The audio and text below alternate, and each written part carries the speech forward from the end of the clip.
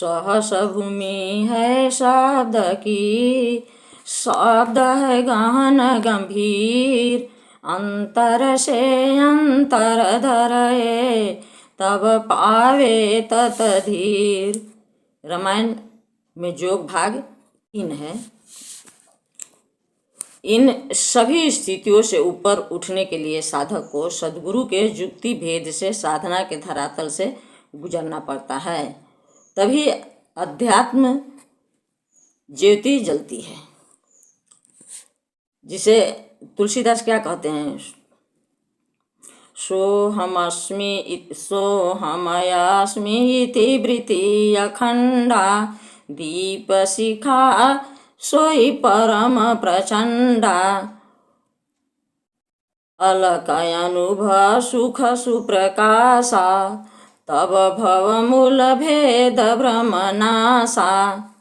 साधना में अहम ब्रह्मास्मि का जब भाव हो जाता है और जीव अज्ञानवश, या जो भाव होता है जीव के अंदर अज्ञानवश होता है, लेकिन देखिए सद्गुरु की दया, ज्ञान की कृपा कि ब्रह्मास्मि का भाव होना और तदंतर ईश्वर का प्राप्ति होना, ये दोनों इसमें किसका है? इसमें है कि आपको ब्रह्मास्मि के, एक साधक को जब ब्रह्मास्मि का भाव आ जाता है कि मैं ही ब्रह्म हूँ, ऊंचाई पर पहुँचने के बाद, साधन अभ्यास के ऊंचाई पर पहुँचने के बाद तब ऐसा भ्रम आता है, तो उसमें उसको सद्गुरु संभाल के और तुरंत ईश्वर के प्राप्ति कराने वाला लाइन में लगा देते हैं। साधना के अहम ब्रह्मास्मि का भाव होना और तदंतर ईश्वर का प्राप्ति होना योग में आगे का जो चेतन धरातल को इंगित करता है। फिर रामायण उत्तरकांड में मानस रोगों की चर्चा आई है।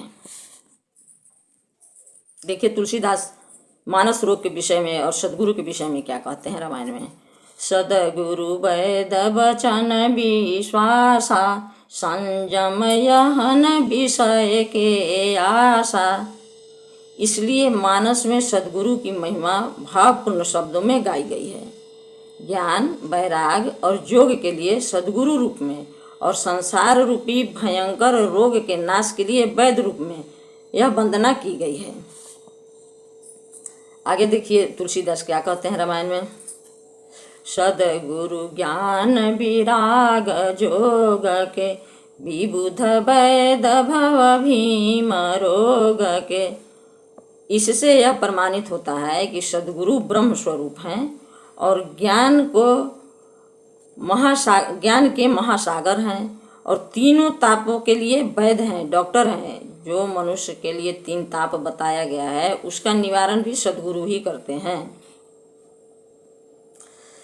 आगे देखिए स्वर वेद में स्वामी जी क्या कहते हैं। सद्गुरु ब्रह्म स्वरूप है, नर स्वरूप के माय। पारस दे जग जीव को, कंचन रूप बनाए। फिर इसके बाद इसी के विषय में आगे तुलसीदास क्या कहते हैं। आदि अंत को उजासु न पावा, अति अनुमानी निगमयस गावा।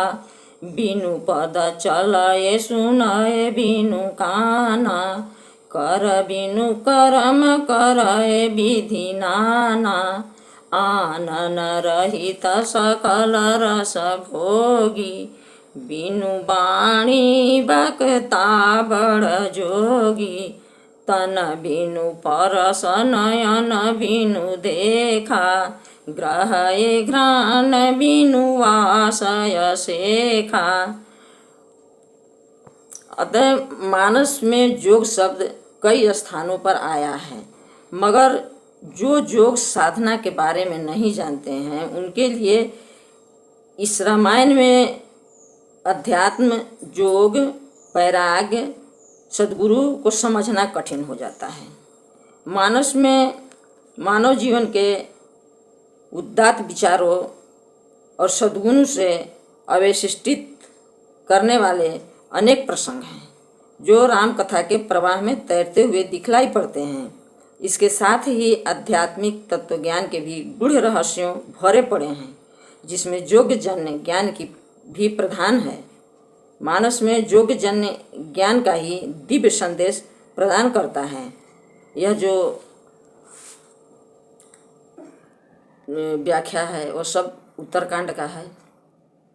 उत्तरकांड, बालकांड, अयोध्याकांड, हर एक कांड में कुछ न कुछ है जो हम लोग पढ़ जाते हैं लेकिन समझ नहीं पाते हैं। तो हम लोग तब समझेंगे जब हम लोग एक साधक बनेंगे, तब हम लोग यह सब समझेंगे। रामायण में, गीता में, इस सब में तो भरा पड़ा हुआ है। तो हम लोग रामायण गीता को फिर से पढ़ें, उसको खोजें, समझें।